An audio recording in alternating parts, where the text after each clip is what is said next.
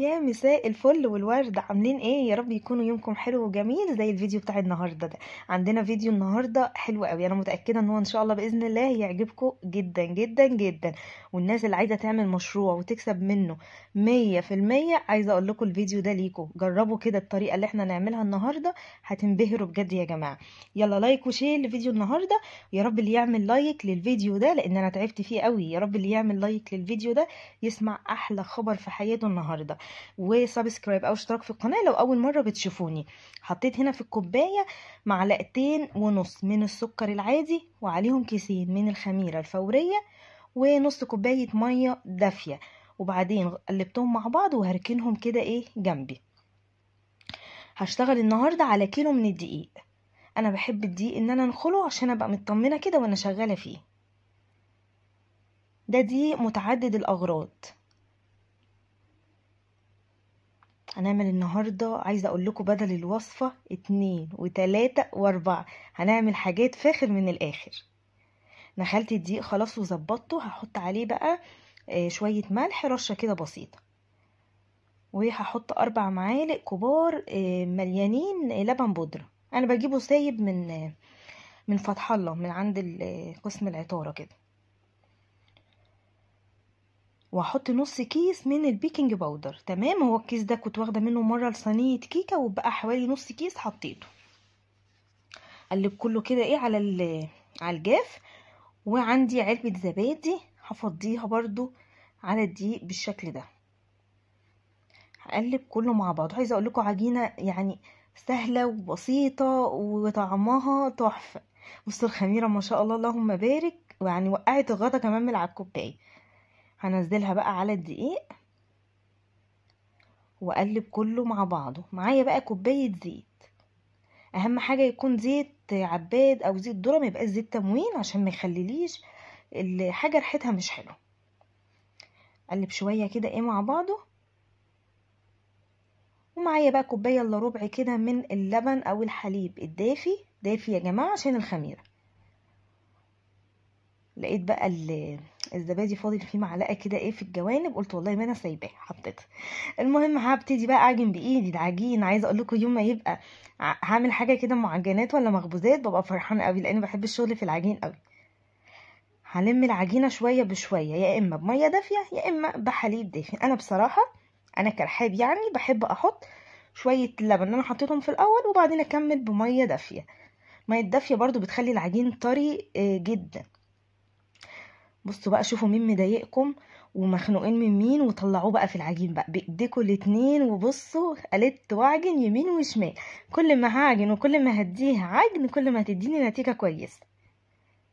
ما سيبهاش غير اما الاقيها بقت ناعمه خالص، ونضفت ايدي ونضفت الطبق، وبقت معايا زي ما انتوا شايفين كده. بصوا بقى الجمال، عظمه اللهم بارك، عظمه. عجينه بقت زي الاستيك، حلوه قوي ازاي. بس كده خلاص لميتها كده اهو على بعضها. ويحط كده ايه رشه زيت في الطبق. لا اله الا الله. وبعدين احط العجينه واسيبها اغطيها واسيبها تختمر في مكان يكون دافي. الجو برد اليومين دول، فانا بعمل ايه بقى؟ بشغل الفرن 10 دقايق كده وبعدين اطفيه. وبعد ما اطفيه اغطيها طبعا كويس. وبعد ما اطفي الفرن ادخله بقى ايه الطبق ده في قلب الفرن كده. الصهد بتاع السخونيه بيخليها تختمر على طول. يعني لو ما هتاخد مثلا تخمير ساعه ساعتين، بتاخد اقل. ما شاء الله اهيت اختمرت وزادت وبقت حلوه قوي. اجيبها بقى على الرخامه. الله، بجد شكل العجين يفرح. العجين والمخبوزات في البيت كده تحسوها خير. قسمي العجينه بتاعتك بقى على حسب ما انتي هتعمليها ايه. انا هعملها 4 حاجات، فقسمتها ل4 اجزاء. هتعمليها 5 قسميها ل5، هتعمليها 2 قسميها ل2، زي ما تحبوا. زي ما قلت لكم هعملها 4 حاجات، حاجتين حادق وحاجتين حلو. يعني العجينه دي تمشي حادق وحلو طبعا، تمشي الاتنين وطعمها بجد تحفه. هاخد اول قطعه من ال4 هفردها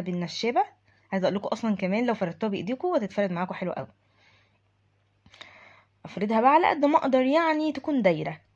طبعا احنا يعني ايه ستات بيوت، ما احناش شيفات محترفين ولا الكلام ده، فاحنا يعني زي ما هتطلع معانا هنظبطها، مش بنشتغل شغل مصانع. يعني احنا بنعمل حاجه لبيتنا ولولادنا بنظافه البيت، وبنوفر عن حاجه بره. قسمتها الاول، عملت فيه علامه زائد كده ل4 مربعات، وبعدين كل مربع، جبت لكم الكاميرا الناحيه التانية عشان تشوفوا انا بعمل ايه. كل مربع قسمته لمثلثات. حد عارف بقى احنا هنعمل ايه؟ انزلوا اكتبوا لي تحت في التعليقات انا كده هعمل ايه. قسمتهم خلاص تمام كده. هنعمل شويه مولتو او كرواسون بالجبنه، تحفه تحفه، احلى من بتاع بره بكتير. هاخد مثلث كده وهعمل فيه فتحه بالسكينه بالشكل ده، احط بقى قطعه من الجبنه اللي هي الاسطنبولي، بيبقى طعمها حلو قوي قوي. حطي جبنه اسطنبولي، جبنه براميلي، اللي يعجبك. والف، وانا بلف بشد بسيط كده عشان يديني الشكل الجميل بتاع ايه المولتو ده. اهو بفتح فتحه. عايزه اقول لكم الحشوه طبعا مش لازم جبنه، بس زي ما قلت لكم انا عامله 4 حاجات ب4 حشوات، فتقدروا ان انتوا تعملوها حلو وحادق عادي. ممكن الحشو يبقى شوكولاته، ممكن يبقى مربى، زي ما انتوا حابين. انا بديكوا الفكره وانتوا تقدروا ان انتوا تنفذوا. الناس بقى اللي بتحب تشتغل اونلاين وتبيع معجنات ومخبوزات والكلام ده، العجينه دي بجد تحفه يا جماعه. لو جربتوها مكسبها حلو قوي ما شاء الله، وبترمي معانا كميه حلوه قوي قوي، وتشكلي منها زي ما انت حابه، حلو وحادق وطريه وطراوه. يعني هتشوفوا في الاخر الحاجه عامله ازاي.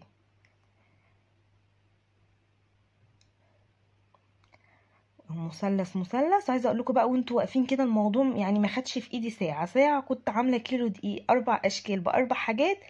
يعني مليت البيت خير وفرحت البيت والولاد، واللي عايز بقى ياكل حاجه ياكلها. ويعني الحاجه كان طعمها ما شاء الله جميل قوي. خلصت كل الكميه. صينيه بقى فيها دهنه زيت بسيطه عشان خاطر الحاجه ايه ما تلزقش ساعه التسويه، وهرص بقى فيها جنب بعض، بس هسيب مسافه ايه صغيره يعني. انتوا عارفين هنسيب الحاجه تخمر مرتين عشان ناخد نتيجه حلوه، فلما تيجي يعني نسيب مسافه صغيره عشان لما تيجي تخمر ما يلزقوش في بعض. تمام، حلوه قوي كده. هسيبها بقى ايه جنبي على الرخامه تخمر تاني، يعني نص ساعه كده ولا حاجه. وناخد الدايره التانية او قطعه العجين التانية كده، فاضل معانا 2. ابتدي بقى ان انا برضو إيه افردها. دي هفردها بقى اي حاجه يعني، لان انا هسويها بالسكينه دلوقتي هتشوفوا. اللهم صل وسلم وبارك على سيدنا محمد وعلى اله وصحبه وسلم. تمام، فردتها يعني بسمك نص سنتي كده. هجيب بقى السكينة وهسوي الأطراف عشان تديني ايه مستطيل كده متساوي. تمام، الزيادة ده طبعا انا هفرده واعمله تاني، يعني مفيش حاجة هتترمي طبعا. بقى معايا المستطيل متساوي بالشكل ده. معايا بقى ايه معلقة من زيت الزيتون، لان احنا هنعمل ايه مناقيش بالزعتر او معجنات سوري او مخبوزات سورية، زي ما تحبوا بقى تسموها سموها. هي معلقة واحدة بس زيت زيتون وبالفرشة، وهدهن وشها كده بالشكل ده. بعدين بقى هجيب السكينة واقسمها زي ما انا عايزة بقى ايه مربعات، يعني الى حد ما تكون متساوية. طعمها تحفة يا جماعة. دي بقى عايزة اقول لكم الناس اللي بتحب الحاجات السورية طعمها بجد خطير. وهجيب بقى الصينية، كل الصواني اللي هشتغل فيها مدهونة، وابتدي ارص فيها. بس انا الصينية دي حسيت ان هي هتبقى صغيرة عن الكمية اللي معايا، فهنقلها دلوقتي في صينية تانية.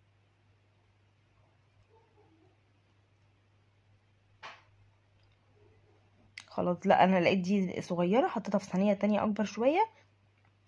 ومعايا هنا كيس زعتر محوج، ده انا جايباه من الماركت من قسم العطارة برضو. الكيس ده مش غالي خالص، حوالي 8 جنيه حاجة زي كده يعني.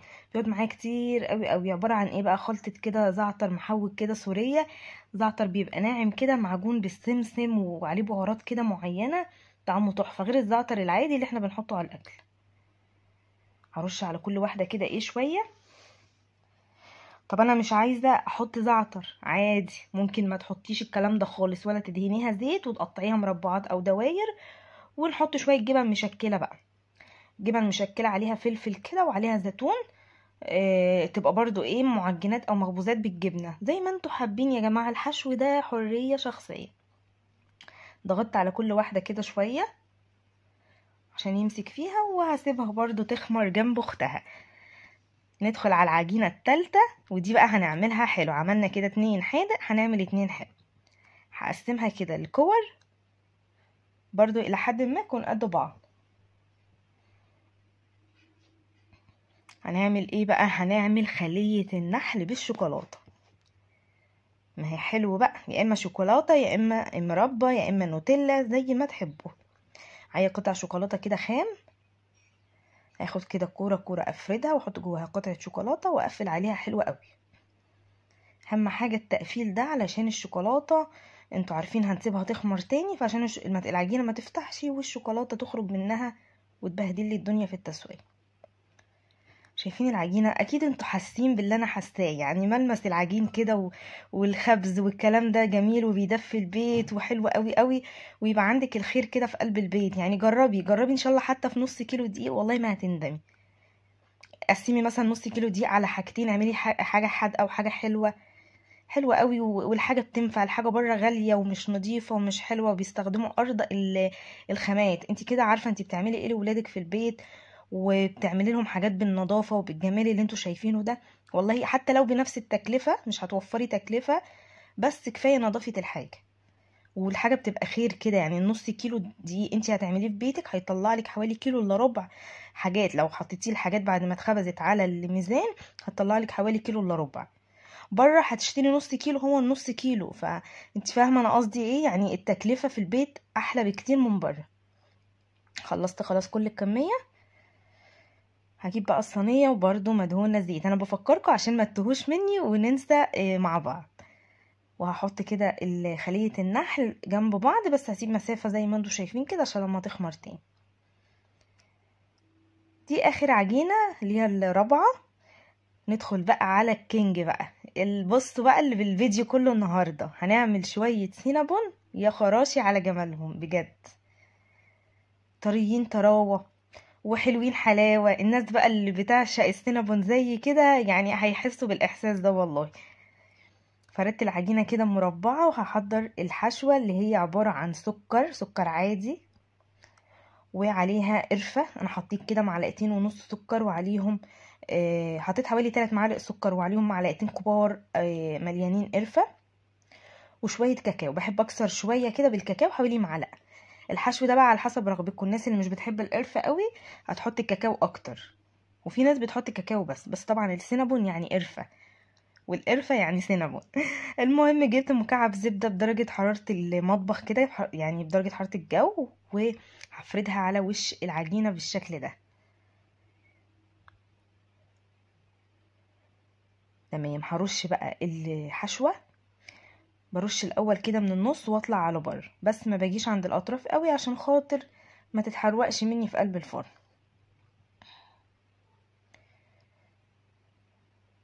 بس هبطط بقى بايدي كده عشان الحشوه تثبت على الزبده كده. ودي تكه مهمه جدا، ما اجيش عند الاطراف. بصوا سايبه الاطراف فاضيه. تمام. ابتدي بقى الف رول. الاول بيبقى رول صغير كده، وكل ما بلف بيكبر معايا اهو.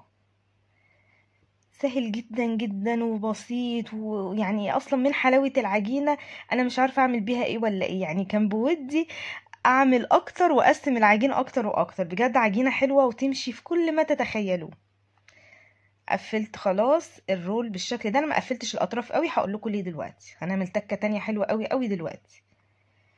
هجيب بقى السكينه وهبتدي ان انا اقسم. انا بحب اقسم القطع على 3 صوابع. مقاسها بيبقى حلو قوي وفي الاخر بيبقى شكلها حلو. سكينتك بس تبقى حامية عشان خاطر يتقطع معاكي سهل كده بالطريقة دي. بصوا بقى، هاخد بقى الطرف اهو. هعمل ايه؟ هاخده اشده على تحت كده واقفل بيه من تحت، اعمله زي قاعده كده من تحت علشان ساعه التسويه ما بيفكش ابدا. التكه دي جربوها هتعجبكم قوي. اهو بصوا باخد الطرف واعمل له ايه، بقفل بيه من تحت وبتك عليها من فوق، ايه بططها تبطيطه بسيطه كده لانه لسه هينتفخ تاني. كده عمره لا يفك منك ولا الحشوه تقع في الفرن ولا اي حاجه خالص، بيفضل زي ما هو. عشان كده قلت لكم ما نقفلش الطرف قوي واحنا بنلف رول.